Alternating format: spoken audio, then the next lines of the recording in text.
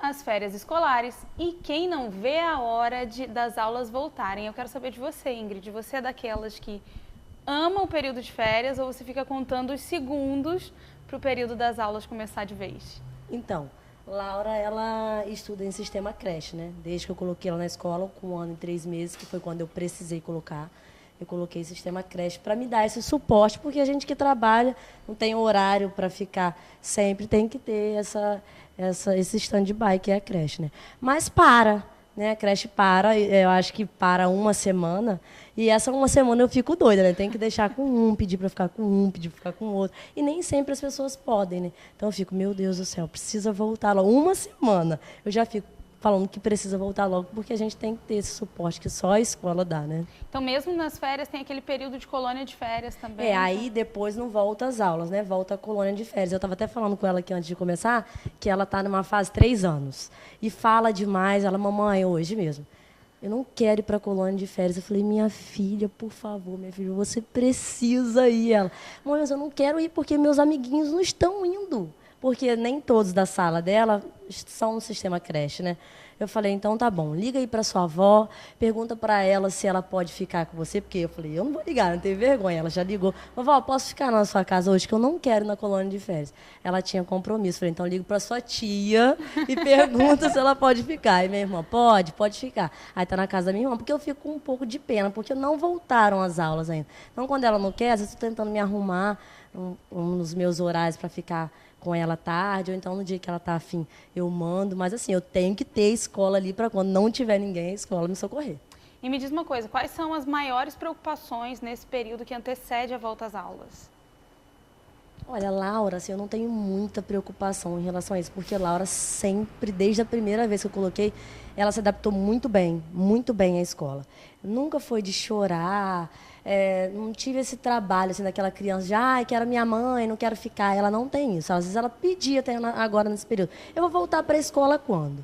Eu falo, filha, agora está um tempinho parado, depois você vai voltar. Então, não tem esse problema. Eu falo que ela até me puxou, porque quando eu era pequena, eu amava ir para a escola. Me lembro que com 5 anos, meu aniversário foi da escola, gente, porque eu amava a escola. Eu falei, pelo menos isso ela me puxou. Então, não tem essa preocupação, não gostar ou ela ficar um tempo sem ir, né? Porque tem muitas crianças, que até você que é psicóloga pode até falar um pouquinho sobre isso, que para um pouco e na volta parece que nunca estudou, né? Que dá aquele trabalhinho, ela não, ela é bem tranquila mesmo. Tem que fazer uma readaptação, né? Mães, eu quero saber de vocês, se a experiência de vocês também foi ou é essa também, dessa facilidade do filho, de repente já soltar a mão e ir correndo brincar, ou se esse período de adaptação para vocês, né, foi mais complicado, foi mais simples? Como é que foi a experiência de vocês? Bom, eu tenho 2 filhas adolescentes, né? Uma de 13 e uma de 15 anos. Também não tenho problema com elas, não, que elas adoram entrar em férias, mas amam voltar também. Porque adoram material novo, adoram rever os amigos, querem encontrar o colégio, amam estudar, assim, amam estudar não, mas amam ir ao colégio, amam os amigos, amam estudar, é a pressão da mãe, né? Mas eu também não tenho problema com isso, não. Preocupação que você fala, assim, é de cuidar do material, de estar com tudo em dia, né? As crianças querem estar tudo organizado. Mas eu acho uma fase muito gostosa. Eu sempre incentivei as minhas filhas a gostarem de estudar, gostar de português, gostar de história. Eu contava história. Antes de ser médica, eu fui professora, fiz normal antes de fazer medicina. Então, eu gosto muito do ensino, né? Eu acho que traz vida e você ter prazer no que você faz é a coisa melhor do mundo. E prazer em estudar é muito bom, né? Eu amo, né? Eu acho que lá em casa a experiência é boa. Lucas foi essa criança que me deu trabalho. Olha.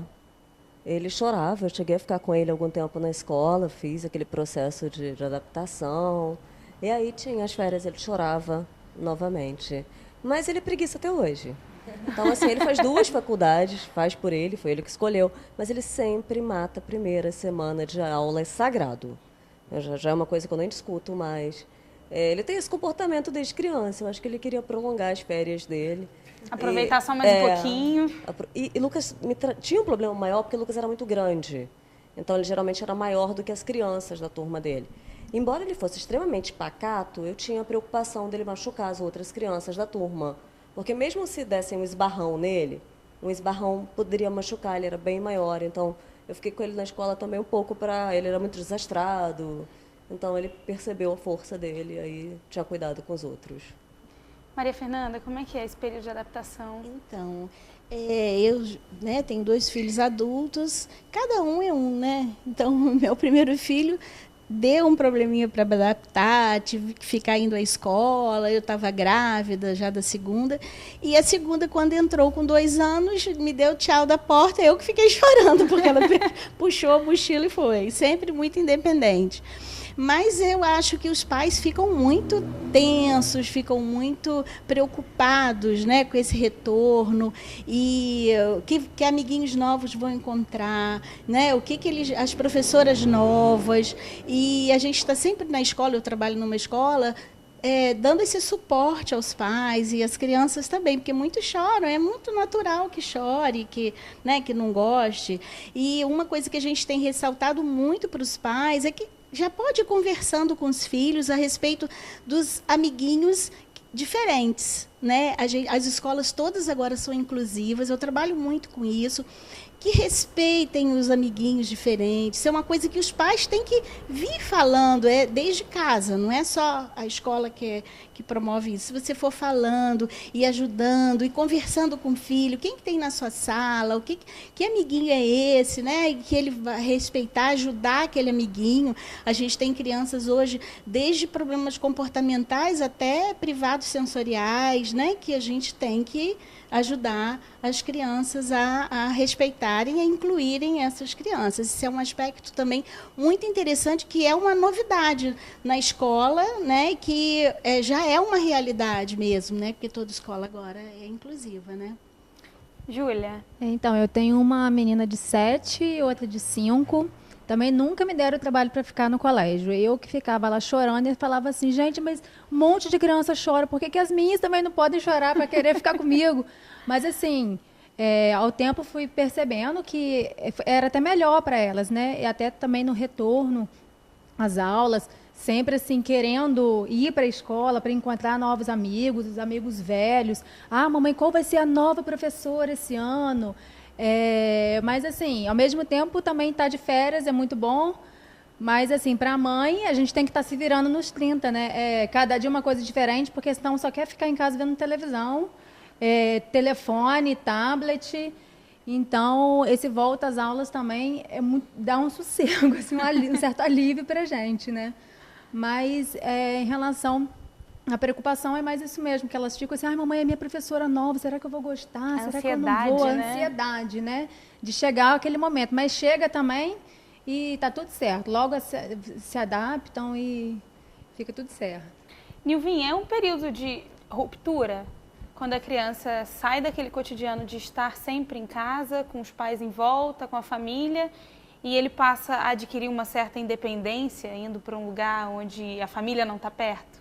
Sim, é um período extremamente saudável, que lógico tem que ser acompanhado pelos pais, mas é muito necessário esse passo, né? É um passo, são as fases que a criança tem, e essa é uma fase onde ela vai aprender, inclusive, a começar a resolver seus problemas sozinho, seus primeiros probleminhas, né? Questões básicas.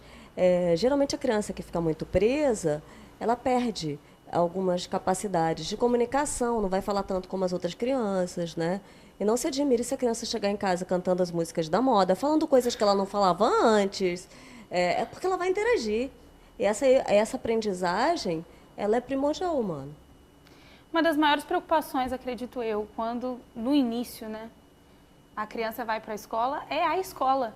Como escolher a melhor escolinha, como escolher a melhor creche, como confiar para entregar o seu filho naquele período que você não está perto, para alguém cuidar. Como é que é? Tem dica de como a gente pode escolher essa escola, esse momento? Olha, quando meus filhos eram pequenos, eu visitei várias escolas e procurei, até por intuição, né? Na época eu não era psicopedagoga, aquela que falou o meu coração, que eu tive uma abertura, que eu assisti, né, algumas aulas, vi a escola funcionando, e eu escolhi com esse sentido, né? Depois eles trocaram de escola mais tarde, mas pequenininhos ficaram nessa escola. E eu acho assim que os pais, eles devem conhecer a escola funcionando, visitar a escola no funcionamento, ver a turminha que o filho vai frequentar, a professora, e conhecer principalmente a filosofia da escola. O que a escola prega, que tipo de aprendizagem, que tipo de ensino ela dá, conhecer o sistema de ensino, mas também a filosofia. Então, se você parte disso, agora está muito na moda, né? A aprendizagem significativa, onde a criança vivencia a aprendizagem, não é mais a decoreba, não é mais aquele ensino tradicional. Então, é preciso que os pais entendam isso e aceitem, porque se você não aceita, se você quer uma escola tradicional, não adianta você colocar em uma e depois ficar reclamando. Então, é preciso conhecer e entender a filosofia da escola que você pretende colocar, e aí sim, né, você vai estar mais segura. Ilvinha, eu vou querer saber, vou ter que deixar para o último bloco, que Dedé já está ali sinalizando que a gente está estourando nosso tempo. Eu acho que isso é comigo. Dedé, implicância isso, hein? Foi a mesma coisa semana passada. Foi. Depois a gente vai descobrir. Eu vou querer saber qual a grande influência desse ambiente tão significativo e tão novo para aquela criança na formação do caráter dela e, de repente, uma influência para o resto da vida. No próximo bloco a gente fala sobre isso, a gente vai para o intervalo e é claro que a gente vai para o intervalo com música. Hoje, Larissa Barreto aqui com a gente. Esse é Dona Maria para vocês. Vamos curtir.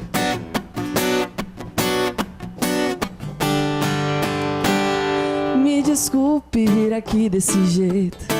Me perdoe o traje de maloqueiro, de camisa larga e boné pra trás. Bem na hora da novela que a senhora gosta mais. Faz 3 dias que eu não durmo direito. Sua filha me deixou desse jeito, e o que ela mais fala é que a senhora é brava.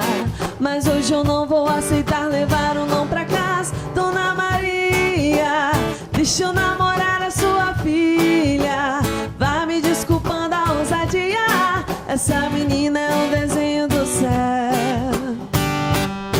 Dona Maria, deixa eu namorar a sua filha. Vai me desculpando a ousadia, essa menina é um desenho do céu, que Deus pintou e jogou fora o pincel.